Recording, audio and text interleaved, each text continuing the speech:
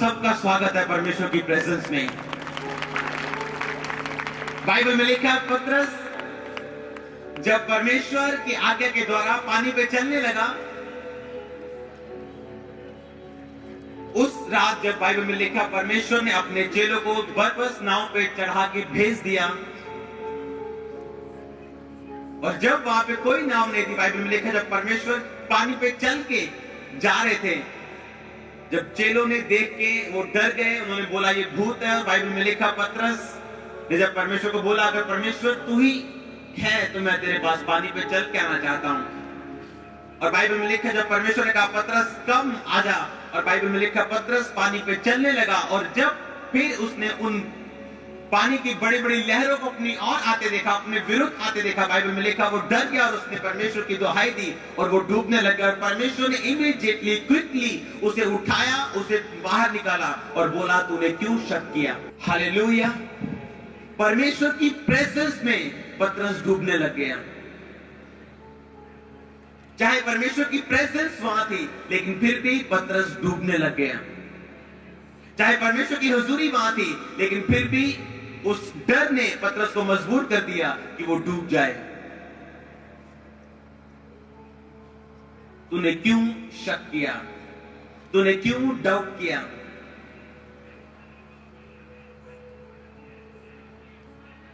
Bible में लिखा परमेश्वर की प्रेजेंस सामने थी, लेकिन फिर भी वो डूबने लग गया, और परमेश्वर ने इमीडिएटली फिर उसे पानी से निकाला।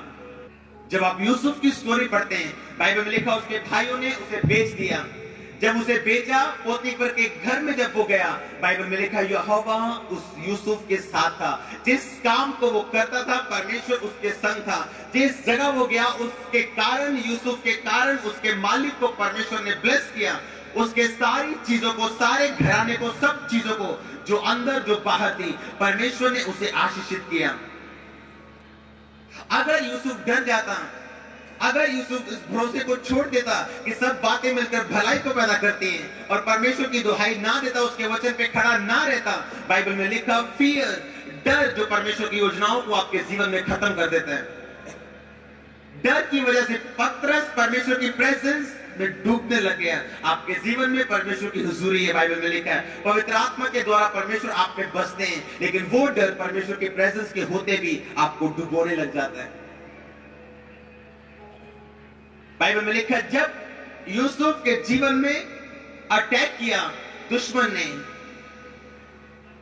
बाइबल में लिखा यूसुफ स्वप्नों को देखने वाला लड़का था, दर्शनों को देखने वाला लड़का था। परमेश्वर की खास दया उस पे थी।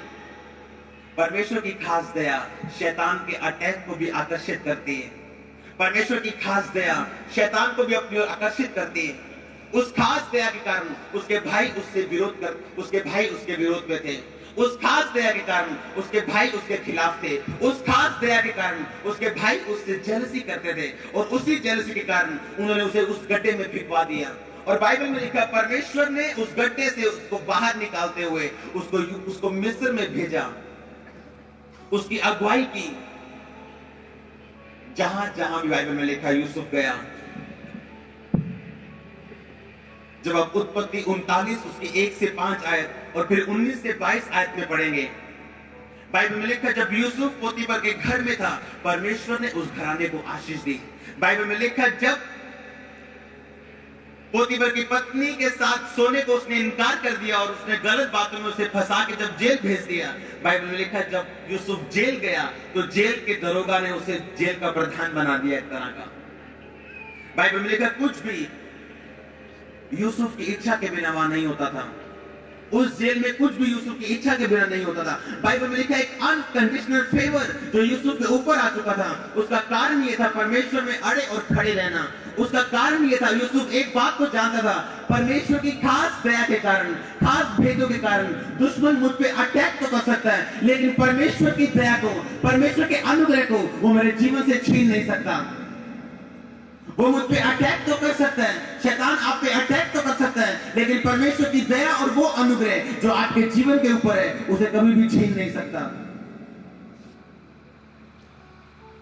शैतान ने यूसुफ पे अटैक तो जरूर किया, उसे पहले गड्ढे में, गड्ढे के बाद उसे पोतीफर के घर में, उसके बाद उसे जेल में तो पहुंचा दिया, लेकिन जहां जहां वो गया परमेश्वर की दया और परमेश्वर के अनुग्रह ने उसका साथ नहीं छोड़ा। शैतान आप पे अटैक तो कर सकता है, लेकिन दूसरी ओर परमेश्वर की दया और अनुग्रह को आप साथ साथ महसूस करेंगे अपने जीवन में, उसकी दया और उसके अनुग्रह को फेंकते हुए। क्योंकि वो शैतान आप पे अटैक तो कर सकता है, लेकिन परमेश्वर की दया और उसके फेवर को आपकी जिंदगी से हटा नहीं सकता, छीन नहीं सकता, निकाल नहीं सकता। जो परमेश्वर की योजनाएं उन्हें वो नाश नहीं कर सकता।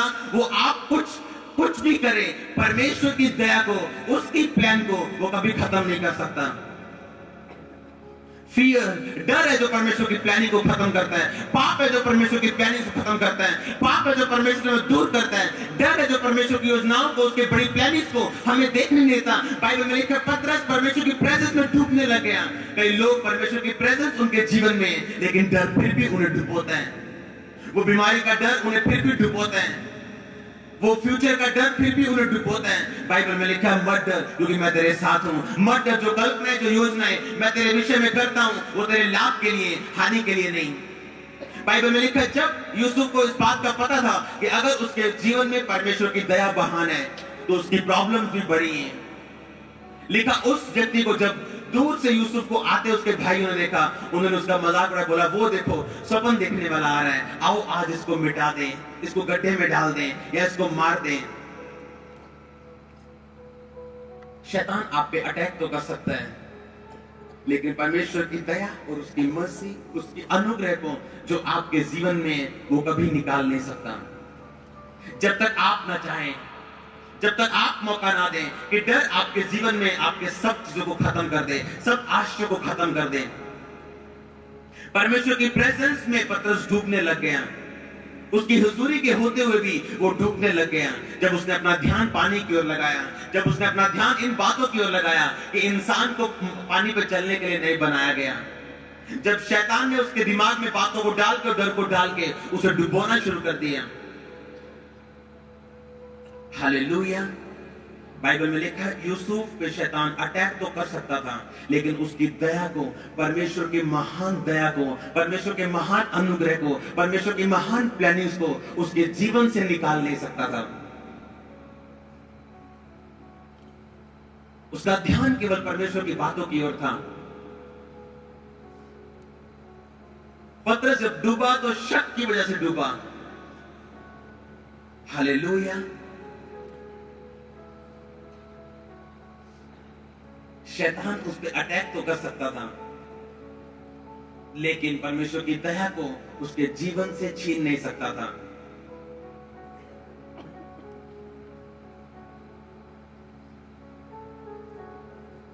जो आपका रोल है उसे परमेश्वर नहीं निभाएंगे, जो परमेश्वर का है उसे आप निभा नहीं सकते। जो आपका काम है उसे परमेश्वर नहीं करेंगे, जो परमेश्वर का काम है उसे आप कर नहीं सकते।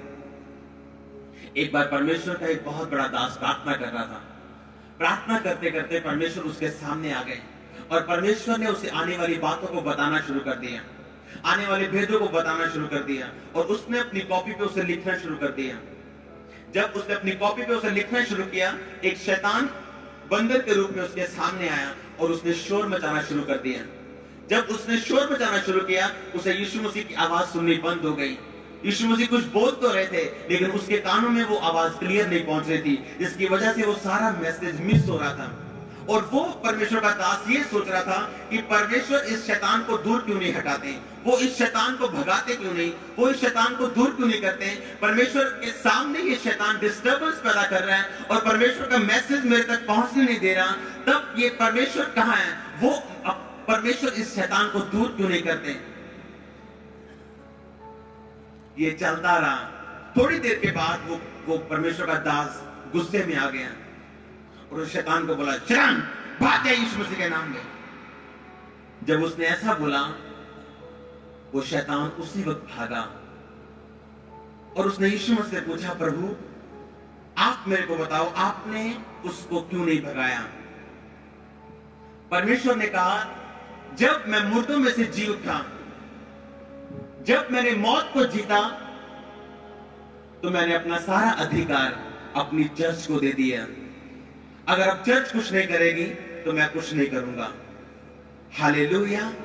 परमेश्वर ने कहा मैंने अपना सारा अधिकार अपनी चर्च को दिया है। इसीलिए कुछ लोग पूछते हैं अगर परमेश्वर है तो हॉस्पिटल्स में लोग मरते क्यों हैं, एक्सीडेंट क्यों होते हैं? अगर परमेश्वर है तो हॉस्पिटल में हजारों लोग रोज क्यों मरते हैं?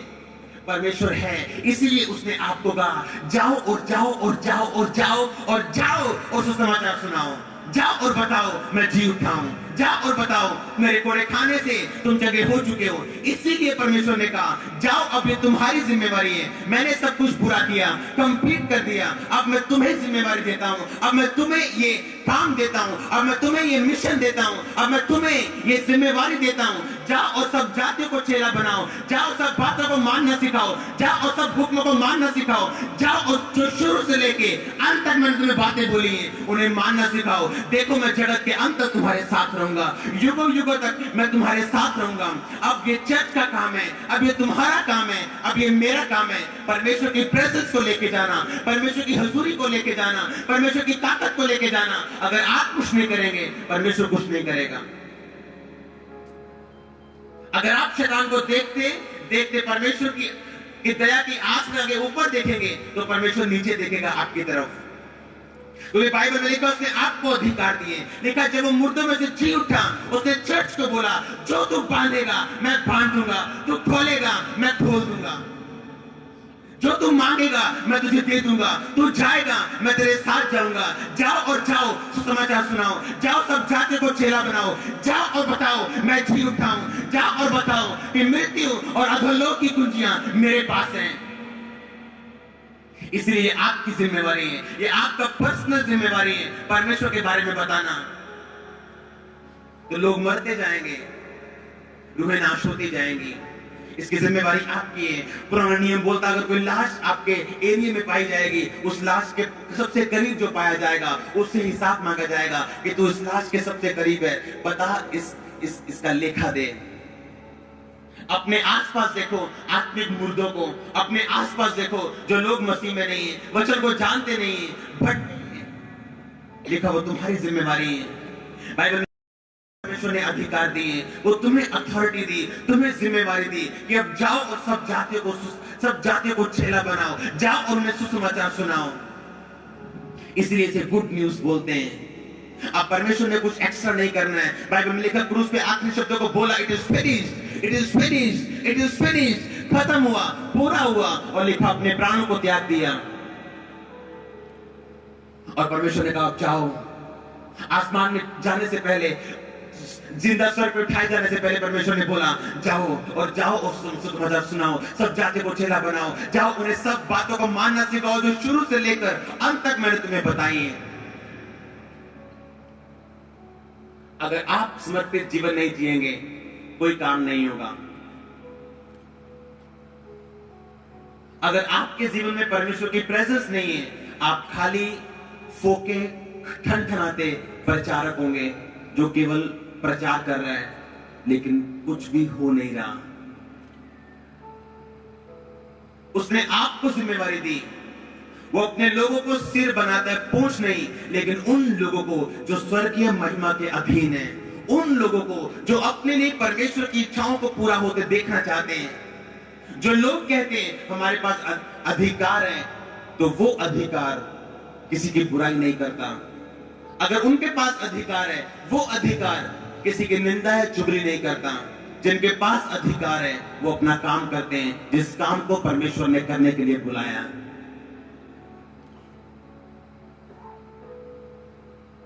वो अपने काम को, अपने फोकस को छोड़ते नहीं। वो जानते टूटा फोकस गिरने का कारण है, टूटा फोकस गिरने का कारण है।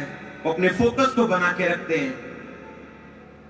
यूसुफ इस बात को जानता था, इसलिए उसने पाप नहीं किया। पोतीफर की पत्नी के साथ वो सोया नहीं। वो जानता था परमेश्वर का अनकंडीशनल फेवर, वो जानता था परमेश्वर की एक बड़ी दया उसके साथ है। शैतान उसे शर्मिंदा करने के लिए पोतीफर के पास उसे भेजता है, उसे बेचता है, लेकिन परमेश्वर वहां भी उसके साथ रहता है। उसके कारण उस घर को, उस बिजनेस को ब्लेस करता है। शैतान फिर से गेम खेलता है, उसे जेल में भेजता है, वहां भी दरोगा उसे जेल का प्रधान बना देता है। शैतान आपके जीवन में कुछ भी कर ले, कैसा भी अटैक कर ले, लेकिन परमेश्वर की दया को वो छीन नहीं पाएगा। परमेश्वर के अनुग्रह को छीन नहीं पाएगा। आप उस अटैक में परमेश्वर की बड़ी ताकत को देखेंगे। सेम सिचुएशन में आप परमेश्वर की बड़ी दया को अपने जीवन में देखेंगे। अगर आप स्वर्गीय महिमा के अधीन हैं, अगर आप वचन के अधीन हैं, अगर आप अपने जीवन में डरपोक नहीं है, क्योंकि वो डरपोक लोगों का परमेश्वर नहीं है। लिखा, अगर तू 4 लोगों के सामने मेरा इनकार कर देगा, मैं सर्वदूतों के सामने तेरा इनकार कर दूंगा, पिता के सामने तेरा इनकार कर दूंगा। कि अगर ये बोलता है मैं यीशु मसीह को नहीं जानता, मैं बोल दूंगा मैं तेरे को नहीं जानता। हालेलुया। बाइबल में लिखा, उस अधिकार को जो परमेश्वर ने आपको दिए, उसे इस्तेमाल आपने करना है। उस परमेश्वर के बड़े दास ने, जिसका नाम केनिथ हैगिन है, जो दुनिया की ऐसी सेवकाइयां जो अलग और सामर्थ्य से भरी हुई थी, उन्होंने अपनी गवाही में लिखा कि वो शैतान को जब मैंने डांटा, वो शैतान चला गया। और परमेश्वर ने कहा, केनिथ, जो अधिकार मैं तुझे दे चुका हूं, जो काम मैं तुझे पूरा करने के लिए दे चुका हूं, जो अधिकार मैं चर्च को दे चुका हूं, अगर चर्च उसे इस्तेमाल ना करे तो इसमें मेरा कोई दोष नहीं। जो अधिकार परमेश्वर आपको दे चुके हैं, बाइबल में लिखा, वो अधिकार केवल शब्दों के द्वारा नहीं, परमेश्वर के वचन के अधीन रह के, दुआ और प्रार्थना में रह के, बाइबल के वचनों पे खड़े रह के उन अधिकारों को इस्तेमाल किया जा सकता है। पवित्रताई में बने रह के उन अधिकारों को इस्तेमाल किया जा सकता है। अपने फोकस को बनाए रख के उन अधिकारों को इस्तेमाल किया जा सकता है। अगर एक संसारिक एम्बेसडर पावर के साथ आता है, तो परमेश्वर का दूत भी, एम्बेसडर भी, सेवक भी पावर के साथ आना और जाना चाहिए। हालेलुया। बाइबल में लिखा, उस यूसुफ को, जो शैतान जिस पे अटैक करता जा रहा था, क्योंकि परमेश्वर की इच्छाएं और प्लानिंग्स बड़ी थी, परमेश्वर की योजनाएं बड़ी थी, शैतान जानता था, उसी योजनाओं के कारण उसके भाई उससे नफरत करते।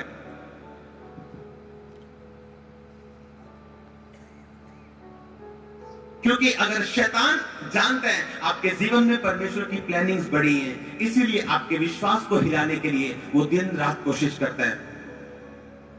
पवित्रताई से आपको निकालने के लिए वो दिन रात कोशिश करता है। आपको पाप में फिर से गाड़ने के लिए वो दिन रात कोशिश करता है। वो ये बताने की कोशिश करता है कि परमेश्वर की प्लानिंग्स बड़ी नहीं है, उसकी योजनाएं अच्छी नहीं है। लेकिन बाइबल में लिखा है, यूसुफ के जीवन में परमेश्वर की बड़ी योजना थी। उसी योजना ने शैतान के अटैक को लॉन्च कर दिया। उसी योजना ने लोगों की नफरत उसे सहनी पड़ी, अपने भाइयों की नफरत उसे सहनी पड़ी, अपने लोगों की नफरत उसे सहनी पड़ी, रिजेक्शन उसे सहनी पड़ी, गड्ढा उसे सहना पड़ा, भूख उसे सहनी पड़ी, अकेलापन उसे सहना पड़ा। अगर परमेश्वर की योजनाएं उसके जीवन में बड़ी थी, तो शैतान भी इस बात को जानता था, और वो जानता था, वो चाहता था उन योजनाओं को खत्म करना, उन प्लानिंग्स को खत्म करना। लेकिन यूसुफ इस बात को जानता था कि शैतान तो कुछ भी कर ले, परमेश्वर की दया को तो मेरे जीवन से हटा नहीं सकता, मिटा नहीं सकता। उसके अनुग्रह को तो मेरे जीवन से हटा नहीं सकता। तो कुछ भी अटैक तो कर सकता है, तो मेरे जीवन में कुछ भी कर, लेकिन परमेश्वर की दया को और उसकी मर्जी को, उसके अनुग्रह को तो मेरे जीवन से हटा नहीं सकता। हालेलुया। और बाइबल में लिखा है, जब शैतान उस पे अटैक करता गया, परमेश्वर उसको ऊंचे के बाद ऊंचा करते गए। जब शैतान उसे शर्मिंदा करने के लिए अटैक करता गया, परमेश्वर बाइबल में बताते हैं, वो उसे इज्जत पर इज्जत देते गए, वो उसे ऑनर पे ऑनर देते गए, वो उसको बढ़ाते गए, वो उसको आशीषित करते गए, वो यूसुफ को बताते गए कि अड़ा और खड़ा रहे। और बाइबल में लिखा है, एक दिन वो प्रधानमंत्री की कुर्सी पे बैठा, एक दिन वो अपने घराने के लिए भी आशीष का कारण ठहरा, एक दिन वो कारण ठहरा पूरे मिस्र को उस अकाल से बचाने के लिए जो 7 साल तक वहां पड़ने वाला था। हालेलुया। अगर आपके जीवन में परमेश्वर की बड़ी प्लानिंग्स हैं, तो शैतान की भी प्लानिंग्स बड़ी हैं। जिसके पास आत्मिक आंखें नहीं होंगी, वो देख नहीं पाएगा। अगर परमेश्वर की प्लानिंग्स बड़ी है, परमेश्वर की योजना बड़ी है, वो आशीष आपको देना चाहता है, वो जो आपके लिए रखी गई है, तो शैतान भी चाहता है उस आशीष को खोना। शैतान भी चाहता है आप उन बातों पर विश्वास ना करें, वो भी चाहता आप अपनी बुद्धि, अपने दिल, अपने दिमाग का इस्तेमाल करें। हालेलुया। बाइबल में लिखा, जब एलीशा के सेवक को एलीशा ने बोला, परमेश्वर इसकी आंखों को खोल। जब उसने देखा कि जो लोग हमें मारने के लिए आ रहे हैं और जो लोग हमारे साथ हैं वो इतने ज्यादा हैं कि जो मारने के लिए आ रहे हैं वो थोड़े से हैं। पहले वो डर रहा था, लेकिन जब उसकी आत्मिक आंखें खुली, जब वो कॉन्शियस हो गया, अलर्ट हो गया, आत्मिक जीवन में उसको दिखना शुरू हो गया, उसका डर खत्म हो गया। बाइबल में लिखा, आपको दूत दिए जाते हैं, आपको स्वर्गदूत दिए जाते हैं। हर एक विश्वासी को परमेश्वर के दूत दिए जाते हैं। हर एक विश्वासी के साथ परमेश्वर के दूत हर वक्त उसके साथ रहते हैं। वो विश्वासी जो परमेश्वर के वचन में हर वक्त खड़े हैं, जिनकी आत्मिक आंखें खुली। अगर आपकी आत्मिक आंखें खुली, आप हर वक्त अब दूतों को अपने साथ देखेंगे। आप हर वक्त परमेश्वर के अजीब अनुग्रह को अपने साथ देखेंगे। आप परमेश्वर की अजीब दया को हर वक्त अपने साथ देखेंगे। जब आप इब्रानी पुस्तक को पढ़ेंगे 1:14 और मत्ती 18:10 में पढ़ेंगे, परमेश्वर का वचन बताता है कि वो दूत जो परमेश्वर ने आपके लिए रखे हैं, वो अनुग्रह जो परमेश्वर ने आपके लिए रखा है, शैतान चाहता है कि डर के द्वारा, फियर के द्वारा, डाउट के द्वारा वो अनुग्रह खत्म कर दे आपके जीवनों से। एलीशा के सेवक के मन में जब डर था, उसने कहा, ओह मास्टर क्या करें, लोग हमारी ओर आ रहे हैं हमें मारने के लिए। उसने कहा, तेरी आत्मिक आंखें खुल जाए। और बाइबल में लिखा है, जब उसकी आत्मिक आंखें खुली, वो देख पाया 2 राजा 6:15 में कि जो लोग हमारे साथ हैं, जो आत्मिक लोग हमारे साथ हैं, जो आत्मिक सेनाएं हमारे साथ हैं, वो ज्यादा उनसे जो उस और हमें मारने के लिए आ रही हैं। यीशु मसीह ने कहा, इन छोटों से छोटों को भी ठोकर मत देना, क्योंकि इनके दूत मेरे पिता का मुंह सदा देखते हैं। इनके दूत, तुम्हारे दूत जो तुमको दिए जाते हैं, वो स्वर्गदूत जो तुम्हारी सेवा के लिए तुम्हें दिए जाते हैं, वो स्वर्गदूत तुम्हारी सुरक्षा के लिए तुम्हें दिए जाते हैं। बाइबल में लिखा, जो अपने मुंह को काम में लाना जानेगा वो इसका फल पाएगा। कभी डर की बातें अपने मुंह से मत बोलो, कभी फियर अपने मुंह से मत निकालो, कभी डर अपने मुंह से मत निकालो। जब भी बोलो, परमेश्वर का वचन बोलो। परमेश्वर का वचन उन ताकतों को एक्टिवेट कर देगा जो परमेश्वर ने आपको दी है। परमेश्वर का वचन उस अनुग्रह को आपके जीवन में रियल कर देगा जो परमेश्वर ने आपको दी है। हालेलुया। बाइबल में लिखा, परमेश्वर की प्रेजेंस के होते हुए भी पतरस डूबने लग गया। परमेश्वर की हुजूरी वहां थी, पतरस डूबने लग गया। उस डर ने उसे डुबो दिया, लेकिन फिर से जब उसने परमेश्वर की दुहाई दी, परमेश्वर ने इमीडिएटली, क्विकली, फिर से फटाफट उसे उस पानी से बाहर निकाला।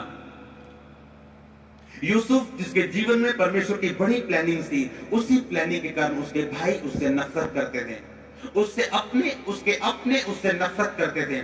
जब परमेश्वर की प्लानिंग आपके जीवन में बढ़ी है,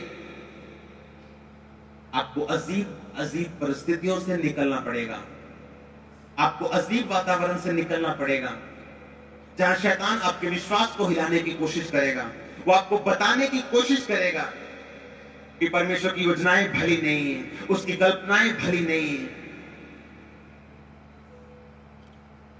शैतान उस पर अटैक तो करने पाया, लेकिन इस बात को याद रखना, परमेश्वर की दया और उसका अनुग्रह उसके जीवन से चुरा नहीं पाया। इसलिए जहां जहां वो गया, परमेश्वर ने उसे ब्लेस किया। जहां जहां वो गया, परमेश्वर ने उसे आशीषित किया। हालेलुया। बाइबल में लिखा, एलीशिबा, जकरिया, उनके पास कोई संतान नहीं थी, लेकिन बाइबल इस बात को बताती है वो दोनों धर्मी थे और परमेश्वर की आज्ञाओं पे निर्दोष चलने वाले थे, क्योंकि परमेश्वर की योजनाएं उनके जीवन में भली थी, बड़ी थी, कि ऐसा बेटा देना जो परमेश्वर के रास्तों को साफ करे, ऐसी संतान देना, यूहन्ना, ऐसी संतान देना जो परमेश्वर के रास्तों को साफ, जिसका जिक्र सदा संसार में होता रहे, जिसका जिक्र परमेश्वर ने भी कहा क्या देखने गए थे? हवा से हिलते हुए सरकंडे को। उस देश में वो सरकंडा हमेशा हरा रहता है, चाहे आसपास सब सूखा पड़ जाए।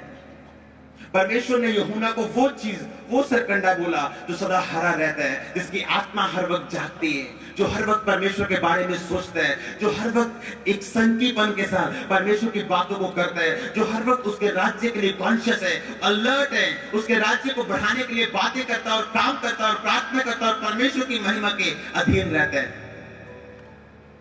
अगर परमेश्वर की योजना बड़ी थी एलीशिबा और उसके पति के जीवन में, तो उनका दुख भी बड़ा था, लेकिन उनका बड़ा दुख extraordinary problem, extraordinary Ashish को भी लेके आई। उनकी बड़ी समस्या बड़े आशीष को भी लेके आई।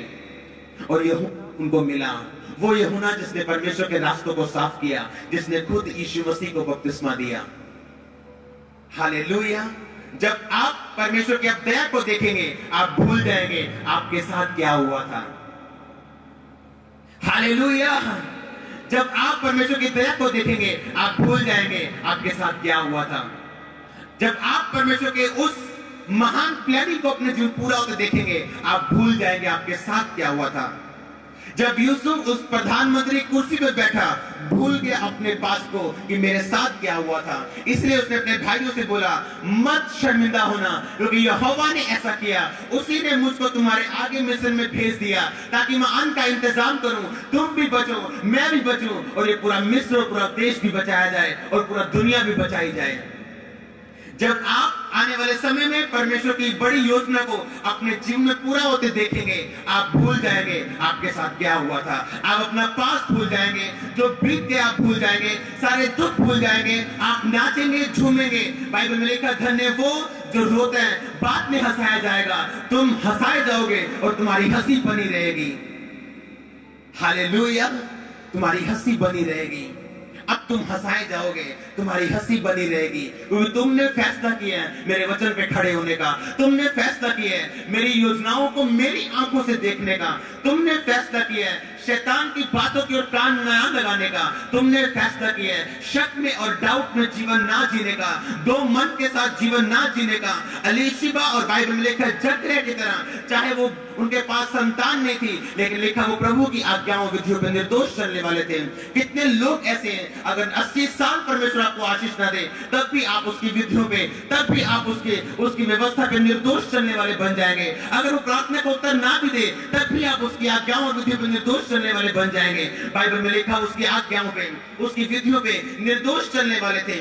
लोग उनको बोलते थे, अगर तुम धर्मी हो तो बाइबल कहती धर्मी का वंश बचाया जाएगा। अगर तुम धर्मी हो, तुम्हारा बेटा कहाँ है, तुम्हारा बच्चा कहाँ है, तुम्हारी आशीष कहाँ है। अगर तुम धर्मी हो, परमेश्वर तुम्हारी सुनता क्यों नहीं। अगर तुम धर्मी हो, तुम्हारे पास संतान क्यों नहीं। अगर तुम उसकी आज्ञाओं पर निर्दोष चलने वाले हो, तो तुम ऐसे क्यों। बाइबल में लिखा वो चलते रहे, वो चलते रहे, ये जानते हुए वो आशीष दे ना दे वो हमारा परमेश्वर है, ब्लेस करे ना करे वो हमारा परमेश्वर है, चंगा करे ना करे वो हमारा परमेश्वर है, वो हमें कुछ दे ना दे वो हमारा परमेश्वर है, लेकिन उसकी सामर्थ के लिए कुछ भी असंभव नहीं है। बाइबल में लिखा जब वो बूढ़े थे, परमेश्वर ने ऐसा बेटा दिया, उस बेटे ने बड़ा होकर परमेश्वर के रास्तों को साफ किया। ऐसा बेटा जिसने यीशु मसीह को बपतिस्मा दिया, ऐसा बेटा दिया जिसे आज आप और मैं आज तक याद करते हैं और सदा तक वो याद किया जाएगा। इस तरह से जन्मे, देखा यूहन्ना से बड़ा उनमें कोई नहीं। हालेलुया। जब आप आने वाले समय में, यीशु मसीह के नाम में मैं आपको बोल रहा हूं, आने वाले समय में अपनी आशीष को देखेंगे, आप अपना पास्ट भूल जाएंगे, जो आपके साथ बीता आप भूल जाएंगे, जो सब आपने किया आप भूल जाएंगे। जब आने वाला समय आप देखेंगे, जो परमेश्वर की बड़ी योजना आप देखेंगे, पिछला शक डाउट आप भूल जाएंगे, पिछली बीमारी आप भूल जाएंगे, पिछला दर्द आप भूल जाएंगे, जो आपके साथ हुआ आप भूल जाएंगे, परमेश्वर की महिमा करेंगे। परमेश्वर आपको आशीषित करें।